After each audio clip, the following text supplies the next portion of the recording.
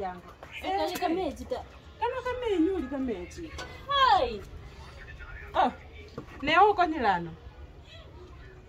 Yaye wachoka kamenyu kumundu. Sana haka ndi kameji mko asabi ya msugo.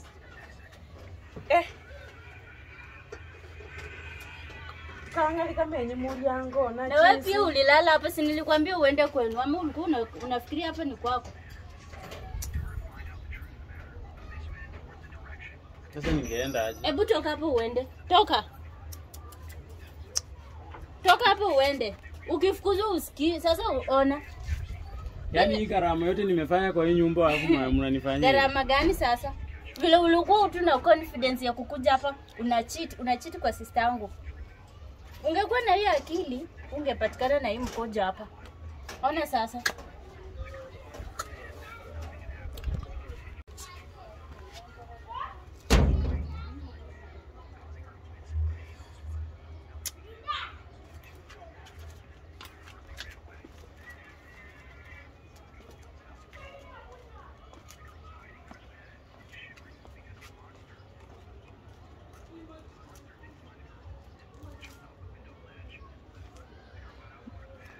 Na hanisi uende maziwa ama tukunywe chai? Sasa tutakuja kukunywa chai. Acha nikuwekee pesa kwa simu uende uchukue maziwa. Maziwa mmoja na yenye utabai escort, sawa? Sawa. Umefika? Hujafika. Tuma tena. Sasa nitume imefika.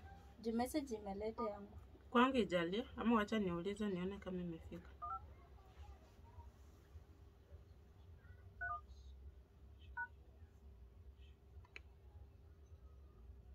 Haijafika?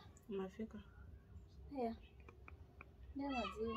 Sasa naenda kubebea wapi? Si uchukue carrier bag surely. Sasa nyumba si ni yako. Kwanza jana tumelala hapa usiku wetu hujajua hii nyumba. Sasa nilikuja tu Si ati jioni. ni bedroom tena ama sita. Kitu yenye alinituma tu kwa jikoni. Haya, enda kwa jikoni, chukua hapo carrier bag, enda maziwa.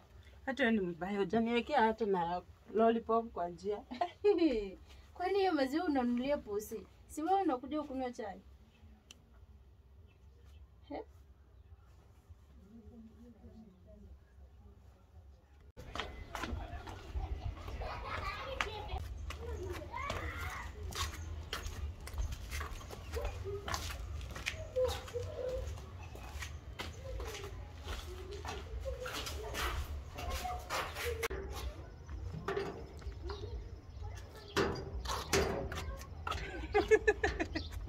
Sasa unacheka nini? Sasa wewe tuliambiwa uende nyumbani. Hii ni nini umemwagiwa tu makojo yote? Nini ulikuwa unatafuta? Na nikuulize, kwani wewe ni mwanaume tu ndio unataka tu kila mwanamke akifa hapo? Sister yangu unapita na yeye, mimi unapita mimi. Nilikuuliza nini? Si ni wewe unaongelesha? Sasa yeye alikuwa anaongea tu na hasira, mimi sister yako mgani mniane. Na mbona nimesikia kusema ati unalipanga rent? Mbona? Sasa huyu msichana amekuwa friend yangu. Sasa mimi nilikuuliza ukasema nini? Atakuwa shemeji wetu.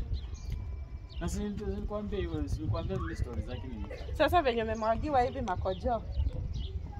Hiyo ni aibu gani hiyo? Ni sababu yako.